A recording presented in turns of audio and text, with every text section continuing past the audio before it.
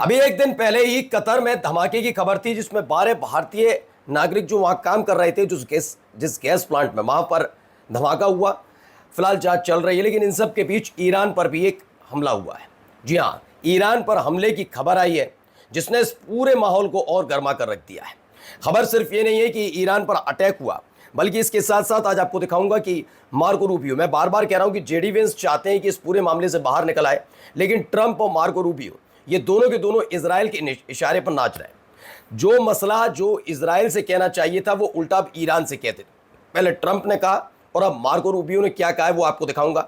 लेकिन खबर यह भी है कि इसके बाद ईरान ने भी अपनी तरफ से स्पष्ट कर दिया है कि वो अमेरिका के सामने सीज फायर की भीख नहीं मांगेगा। एक पत्रकार ने सवाल किया कि आप क्यों नहीं कहते सीज फायर की? उन्होंने कहा नहीं, हमला उन्होंने किया, सबक सिखाना है, आगे भी करेंगे, आगे भी सबक सिखाएंगे। किसने कहा, क्यों कहा, वो भी आपको दिखाऊंगा। लेकिन अब जो स्ट्रेट ऑफ हॉर्मूज में बार बार टोल का जिक्र किया जा रहा था, एक जो देश है, मुस्लिम देश ही है, वो तैयार हो गया है कि वो टोल देने के लिए तैयार है। किसने किया और दिखाऊंगा कि पश्चिमी देश आपस में कैसे भिड़े हुए हैं। ट्रंप की बदजुबानी का जवाब फिर से इटली की पीएम जॉर्जिया मेलोनी ने दिया है। खिल्ली उड़ा दी खुल्लम खुल्ला। जो ट्रंप दूसरों की खिल्ली उड़ाता है उसकी खिल्ली किसी और ने नहीं, इटली की पीएम ने उड़ाई। आप सुनेंगे तो आप भी हंसी रोक नहीं पाएंगे। नमस्कार, मैं हूं प्राजपल गौतम और आप देख रहे हैं खबर चौक। सबसे पहले शुरुआत इस खबर के साथ जिसमें लिखा है, ईरान ने कहा ईरान से card based banking hit by cyber attack on Greenland. तो दावा किया जा रहा है कि ईरान के 3 जो बैंक है उनके कार्ड को हैक कर लिया गया है। साइबर अटैक की खबर निकलकर सामने आई है। इससे पहले लगातार इस तरह की खबरें निकलकर आती रही हैं। साइबर अटैक भी लगातार इजराइल पर भी हुए, अमेरिका को लेकर भी खबर थी, और अब खबर निकलकर आई है कि ईरान के 3 प्रमुख बैंकों के जो सेवाएं हैं उस पर भारी असर पड़ा है। ईरान के 3 बड़े बैंकों पर साइबर अटैक, बैंकिंग सेवाएं डिरेल हुई। ईरान के 3 प्रमुख बैंकों की कार्ड आधारित बैंकिंग सेवाएं बड़े साइबर हमले का शिकार हुई हैं। हमले की वजह से एटीएम सेवाएं प्रभावित हुई। पॉइंट ऑफ सेल्स पीओएस जो है टर्मिनल्स में व्यवधान आया। मोबाइल बैंकिंग ऐप्स प्रभावित हुए। सभी कार्ड संचालन अस्थायी रूप से निलंबित करने पड़े। फिलहाल इसकी जांच चल रही है, कहां से, कैसे, किसने किया, क्योंकि पता लग जाता है कि जहां से हैक हुआ या फिर साइबर अटैक जो हुआ है वो कहां से हुआ है। ये बड़ा मामला निकलकर सामने आ रहा है क्योंकि अर्थव्यवस्था को लेकर पहले से ही ईरान बहुत ज़्यादा सतर्क नज़र आ रहा है। मैं आपको पहले ही बता चुका हूँ ईरान की स्थिति, मैं ये कह दूं कि बहुत विकसित देश है तो ये तो नहीं कहूँगा, लेकिन हाँ एक विकासशील देश है।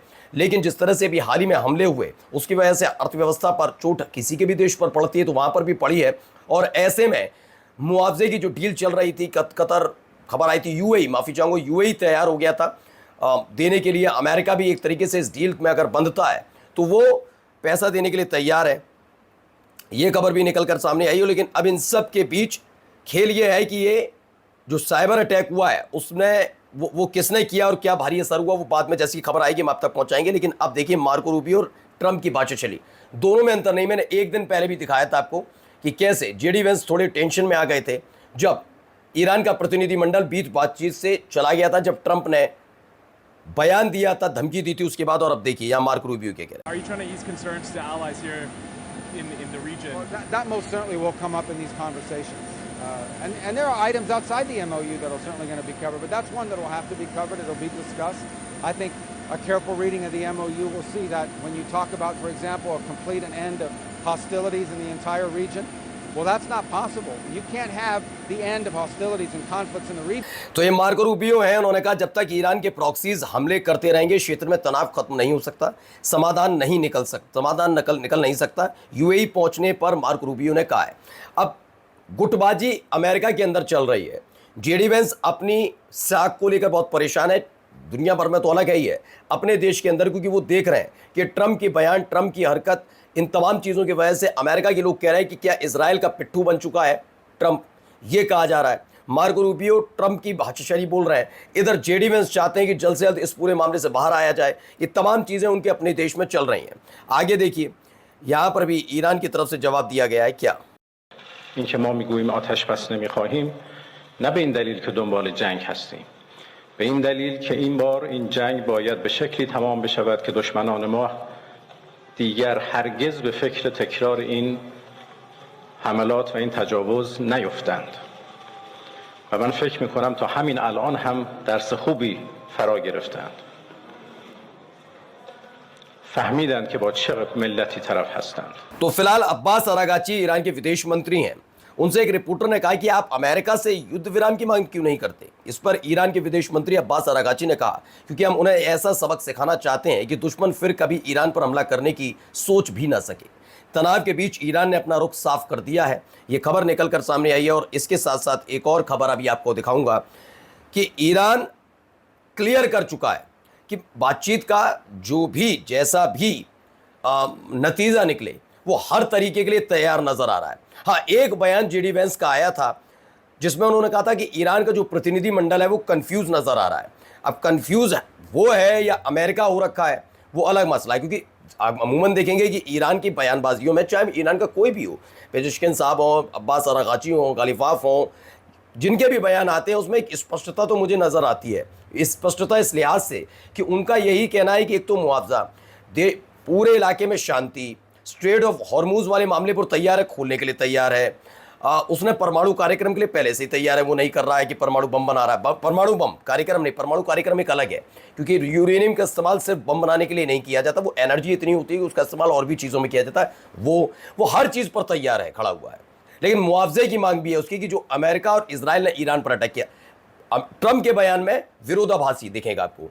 ट्रंप कहेंगे अब हमला कर दूंगा, फिर कहते हैं नहीं बहुत अच्छे होते हैं ये ईरानी, बातचीत में बहुत अच्छे, नहीं फिर फूंक दूंगा मैं, फिर दूसरी बात करते हैं, फिर इजराइल को डांटते हैं लेकिन दूसरे पल कहते हैं कि ईरान ये करे। तो कन्फ्यूजन है। लेकिन इन सब के बीच एक और खबर है, जरा देखिए।